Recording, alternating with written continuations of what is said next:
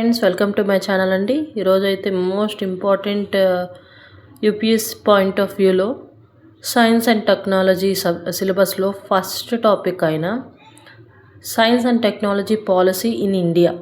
అసలు ఇండియాలో సైన్స్ మీద అండ్ టెక్నాలజీ మీద అప్డేట్స్ ఎలా వచ్చాయి మనకి చూసుకుంటే 1800 ఇయర్స్లో అంటే 1800 ఏడీలో మనకి బ్రిటిష్ రూల్ అనేది జరుగుతుంది అప్ టు 1947 వరకు. బట్ 1901 నుండే కొన్ని రెవల్యూషన్స్ లైక్ పూర్ణ స్వరాజ్ కోసమని అలా జరుగుతున్నప్పుడే జవహర్లాల్ నెహ్రూ గారు ఇంటర్మ్ కాన్స్టిట్యూషన్ అనేది జరిగిద్ది అనమాట. 1946లోనే ఇంటర్మ్ అనేది అంటే వాళ్ళు ఏర్పరచుకున్న కాన్స్టిట్యూషన్ అనమాట. అక్కడ జరిగినప్పుడు కొన్ని పాయింట్స్ అనేటివి ఈ సైంటిస్టులు వాళ్ళ గురించి కానీ వాళ్ళు టెక్నాలజీ రంగంలో కానీ సైన్స్ రంగంలో కానీ కొన్ని మార్పులు తెచ్చారు. వాటి గురించి తెలుసుకునేది science and tech policy in India. దీంట్లో ఆఫ్టర్ మనకి 1947 ఇండిపెండెన్స్ వచ్చాక మనకి 1950 వరకు కూడా కాన్స్టిట్యూషన్ అయితే లేదు కదా. వన్స్ కాన్స్టిట్యూషన్ అయితే రిటైర్ అయ్యాక కొన్ని చేంజెస్ అనమాట సైన్స్ అండ్ టెక్నాలజీలోనే. అంటే ఒక బ్రాంచ్, సైన్స్ అనేది ఒక బ్రాంచే కదా, మ్యాథ్స్ కానీ సైన్స్ అలాంటి వాటిలో ఒక సైన్స్ ప్రకారంగా ఎలా అభివృద్ధి చెందింది ఇండియా, దాని గురించి తెలుసుకునేది ఈ పాలసీస్ అనమాట. ఈ సైన్స్ అండ్ టెక్నాలజీ ఇన్నోవేషన్ అనేది 4 మేజర్ పాలసీస్ వల్ల ఇంప్లిమెంట్ అయింది. దాంట్లో ఫస్ట్ది వచ్చి సైంటిఫిక్ పాలసీ రిజల్యూషన్ అనమాట, SPR టెక్నాలజీ. ఇది 1958లో ప్రవేశపెట్టారనమాట. అండ్ టెక్నాలజీ ఇన్నోవేషన్ పాలసీ 1983లో అండ్ 2003లో SNT పాలసీ అనమాట, అంటే సైన్స్ అండ్ టెక్ పాలసీ.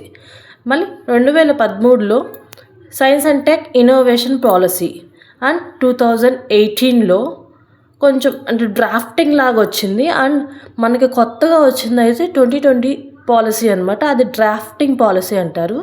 ఇప్పుడు మనకున్న ఇన్నోవేషన్స్ అండ్ సెల్ఫ్ రిలయన్స్ వాటి మొత్తం కూడా ఈ 2020లోనే ఉంటుంది. నెక్స్ట్ ఇది బ్రీఫ్గా అయితే నేనైతే నోట్స్ ప్రిపేర్ చేసుకున్నాను, బ్రీఫ్గా అయితే చెప్తాను. దీంట్లో అయితే అసలు ఈ సైన్స్ అండ్ టెక్నాలజీ పాలసీ తీసుకురావడానికి బ్యాక్గ్రౌండ్ ఎలా ఉంటుందంటే 1958లో మనకి పిఎం అయిన జవహర్లాల్ నెహ్రూ గారు ఏంటంటే దేశం యొక్క అభివృద్ధి అనేది ఎక్కువ కూడా సైన్స్ అండ్ టెక్నాలజీ మీదే డెవలప్మెంట్ అయి ఉంటుంది, అది డిపెండెంట్ అయి ఉంటుంది అని తన ఒపీనియన్ ద్వారా కొన్ని టెక్నాలజీస్ని తీసుకురావాలని కోరుకున్నారనమాట.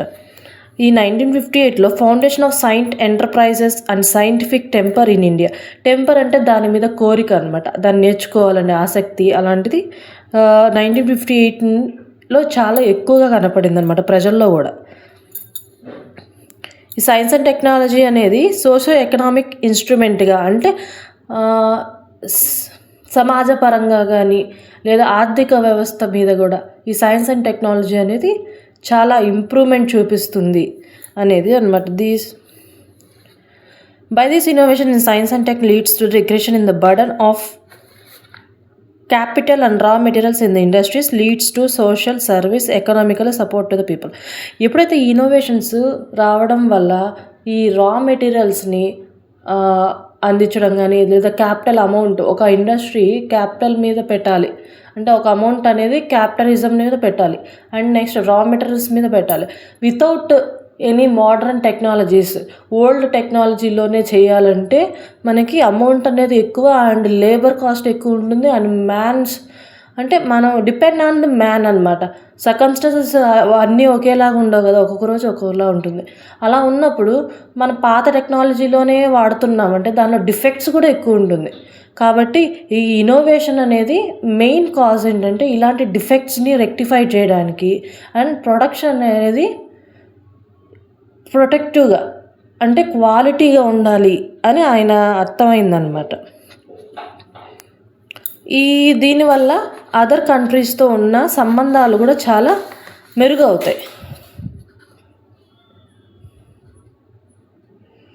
ఈ పర్పస్ ఏంటంటే దీని యొక్క SPR 1958 ఒక పర్పస్ ఏంటంటే pure science research and applied science research and capacity building at the large scale. అంటే ప్యూర్ సైన్స్ అంటే సైన్స్ పరంగానే అంటే మెడికల్ రీసెర్చ్ అలాంటివి ప్యూర్ సైన్స్ అనమాట. అండ్ అప్లైడ్ సైన్సెస్ అంటే ఇప్పుడు మనకి బయోటెక్నాలజీ ఉంది, జెనెటిక్స్ ఉంది, అలాంటి అప్లైడ్ సైన్సెస్ అనమాట. అలాంటి వాటిల్లో కూడా ఇన్నోవేషన్ అనేది చాలా లార్జ్ స్కేల్లో ఉండాలి అనేది దీని యొక్క purpose. In order to achieve this goal, ఈ గోల్ని అచీవ్ చేయడానికి ముందైతే ఎకనామికల్ అదే ఎడ్యుకేషనల్గా ప్రోగ్రామ్స్ అనేది డెవలప్ చేయాలి. దానికి adequate supply of scientist that need to fulfil the country needs. అంటే ఎడ్యుకేషన్ పరంగా కూడా చాలా మెరుగ్గా ఉంటే దానికి తగ్గట్టే సైంటిస్టులు కూడా తయారవుతారు. దానివల్ల కంట్రీకి బెనిఫిట్ ఉంటుంది. ఇది ఫస్ట్ అయితే సైన్స్ పాలసీ డాక్యుమెంట్ మాత్రమే అనమాట. నెక్స్ట్ ఈ 1958 టైంలో ఏంటంటే మొత్తం ఫోకస్ అంతా కూడా సైన్స్ మీదే ఉంది, టెక్నాలజీ మీద లేదు. సైన్స్ మీదే ఉంది కాబట్టి దీని మీద రీసెర్చెస్ జరిగాయి అన్నమాట. పోస్ట్ ఎస్విఆర్ అదే సైన్స్ అండ్ రీసెర్చ్ అనేది 1958లో సైన్స్ పాలసీ రీసెర్చ్ 1958లో లార్జ్ స్కేల్ ఆఫ్ ఇన్వెస్ట్మెంట్ ఈ science leads to emergence of several scientific organization and national laboratories. అలా పెట్టడం వల్ల ఏంటంటే సైంటిఫిక్ ఆర్గనైజేషన్స్కి ఫౌండేషన్ అయినట్టుందనమాట. సమ్ మోర్ ల్యాబొరేటరీస్ కూడా చాలా డెవలప్ అయ్యాయి ఆ టైంలోనే. ఇది ఒక టేబుల్ రూపంలో చెప్పాలంటే మెయిన్ కాజ్ ఏంటి అంటే ఇప్పటి వరకు మనం చెప్పిన పాయింట్స్ని కొంచెం మినిమైజ్ చేసుకొని రాసుకోవడం అనమాట. ఈ 1958లో వచ్చిందని సైంటిఫిక్ పాలసీ రిజల్యూషన్ అంటాం. దీని ఒక మోటివేషన్ అంటే nursing scientific enterprises and scientific temper. అంటే సైన్స్ మీద ప్రజలకి ఆసక్తి కల్పించడం. ఈ సైన్స్ అండ్ టెక్నాలజీ అనేది సామాజికంగాను ఆర్థికంగాను ఒక మంచి ట్రాన్స్ఫర్మేషనల్ లేదా అంటే ఒక దేశం డెవలప్మెంట్ అవ్వడానికి మెయిన్ రోల్ ప్లే చేస్తుంది అని చెప్తున్నారు. సేలియంట్ ఫీచర్స్ అంటే దాని యొక్క ఫీచర్స్ ఎలా ఉంటాయంటే cultivation of scientific enterprises in pure science research and applied science capacity building. అంటే ఈ science pure science and applied sciences మీదనే దాని యొక్క కాన్సన్ట్రేషన్ పెట్టారనమాట. దీంట్లో ఉన్న మెయిన్ డ్రాబ్యాక్ ఏంటంటే న్యూ క్రియేషన్ అనేది ఆపర్చునిటీస్ తక్కువ అయింది కొద్దిగా. ఎందుకంటే ఓన్లీ సైన్స్ మీదే పెట్టారు కానీ టెక్నాలజీ అయితే లేదు. ఇది మెయిన్ డ్రాబ్యాక్ అనమాట. ఓన్లీ సైంటిఫిక్ మీద ఎడ్యుకేషనల్ వాటి మీద డెవలప్మెంట్ అయింది కానీ దాని యొక్క అంటే ఇప్పుడు మనం ఇచ్చే రా మెటీరియల్కి ప్రోడక్ట్ అనేది అంత క్వాలిటీగా రాలేదు. ఓన్లీ కొన్ని ఎడ్యుకేషనల్ పర్పస్ అయితే డెవలప్ అయింది. ఇంపాక్ట్ వచ్చి వేరియస్ ల్యాబొరేటరీస్ కానీ లేదా సైంటిఫిక్ ఆర్గనైజేషన్స్ కానీ తయారయ్యాయి. Strong foundation for the research and development and health education. Health and research development education సంస్థల అదే R&D department and health department అనేది చాలా వరకు డెవలప్మెంట్ అయ్యింది. నెక్స్ట్ వచ్చి టెక్నాలజీ పాలసీ స్టేట్మెంట్ అనమాట. అంటే TPS technology innovation and policy. ఇది ఏంటంటే మనకి సైంటిఫిక్ పాలసీ రీసెర్చ్ తర్వాత నెక్స్ట్ ఒక 1983లో అంటే అది 1958 అండ్ 1983 అంటే మినిమం 20 ఇయర్స్లో ఏమనిపించిందంటే ఓన్లీ సైన్స్ మీదే ఉంటే డిపెండెన్స్ ఓన్లీ సైన్స్ మీదే ఉంటుంటే అసలు అదే ప్రొడక్టివిటీగా రాలేదని చెప్పాను కదా, సేమ్ అదే ఎదురైందనమాట. దీనివల్ల నెక్స్ట్ ఏమైందంటే డైరెక్ట్ షిఫ్ట్ టు టెక్నాలజీ అనమాట. ఇక్కడ సైన్స్తో సంబంధం లేదు, టెక్నాలజీ మీద ఇచ్చేయాలి అన్నట్టు దాన్ని డెవలప్మెంట్ చేయడం స్టార్ట్ చేశారనమాట. దాంట్లో strong industrial and agriculture base and also large pool of traditional human resources. అంటే టెక్నాలజీ వైపు ప్రజల్ని మళ్ళించారనమాట. తర్వాత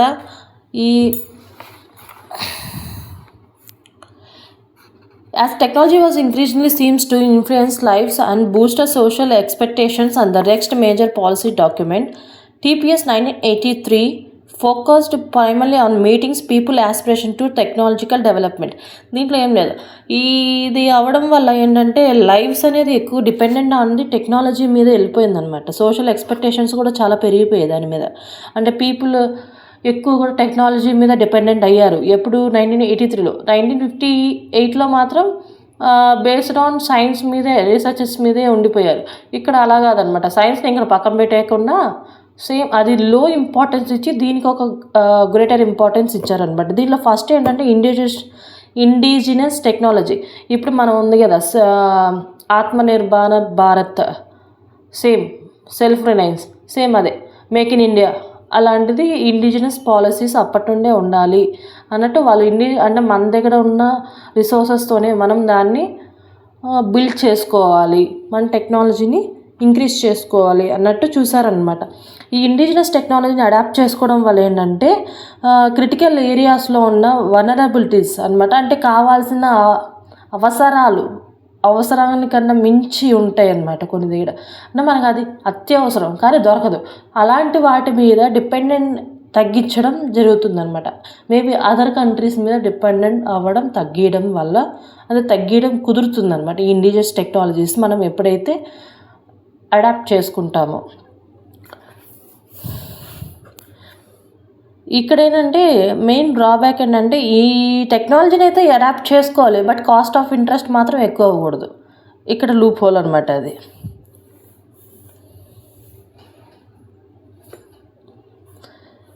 దీని యొక్క ఫండమెంటల్ ఎయిమ్ వచ్చి technology provides maximum benefit to all sections of society and improve conditions of the backward and weaker strata. దీని యొక్క main aim ఏంటంటే ఈ టెక్నాలజీ యూజ్ చేసుకొని వెనకబడిన కొన్ని టెక్నాలజీస్ లేదా కొన్ని పరిస్థితులు, స్ట్రాటాస్ అంటే వీకర్ స్ట్రాటాస్ అంటే తక్కువ, అదే వీక్గా ఉన్న ఎలా చెప్పాలంటే ఇండస్ట్రీస్ పరంగానే చూసుకుందాం. ఓల్డ్ అయిపోయిన మిషనరీస్ ఉంటాయి కదా, అవి వేర్ అండ్ టేర్కి గురవుతాయి కదా. అలా కాకుండా న్యూ టెక్నాలజీస్ ఎమర్జెన్సీ అవుతూ ఉంటే వాటి యొక్క పనితీరును ఎక్కువగా అవుతుంది. అలాంటి వాటిలో కండిషన్స్ని ఇంప్రూవ్ చేయాలి. దీంట్లో TPS 1983లో టెక్నాలజీ బేస్డ్ ఎస్పెషల్ డెవలప్మెంట్ ఎక్కడ జరిగిందంటే ఇన్ఫర్మేషన్స్ కానీ ఎలక్ట్రానిక్స్ అండ్ బయోటెక్నాలజీ ఈ స్ట్రీమ్స్లో ఎక్కువగా జరిగిందనమాట. ఎందుకంటే అప్పటికే 1958లో మనకి సైన్స్ అనేది చాలా వరకు డెవలప్మెంట్ అయింది కాబట్టి R&D డిపార్ట్మెంట్ కూడా చాలా వరకు ఇంప్రూవ్ అయింది. ఆ R&D డిపార్ట్మెంట్ ఇంప్రూవ్ అవడం వల్ల మనకి ఈ యొక్క 3 బేసిక్ ఈ టెక్నాలజీస్లో ఎక్కువగా డెవలప్మెంట్ అనేది జరిగిందనమాట. దీన్ని ఫుల్ఫిల్ చేయడానికి కమిషన్ అనేది సెటప్ అయింది. అది guidelines for the ministries and ఇండస్ట్రీస్కి అండ్ మినిస్ట్రీస్కి కొన్ని గైడ్లైన్స్ ఇచ్చిందనమాట. అదొక కంపెనీ, కంపెనీ కాదు, కమిషన్ అనమాట. ఈ ఇండిజినస్ టెక్నాలజీని బూస్టప్ చేయడానికి టెక్నాలజీ డెవలప్మెంట్ ఫండ్ TDF అనేది ఒక ఫండ్ని రైజ్ చేశారనమాట. Only for the technology technology improvement కోసమే ఒక ఫండ్ని రైజ్ చేశారు. దాని ద్వారా ఏంటంటే financial support and technology forecasting means that the present technology how they used for the future aspects they set up TIFAC establish అనమాట. టిఫాక్ అంటే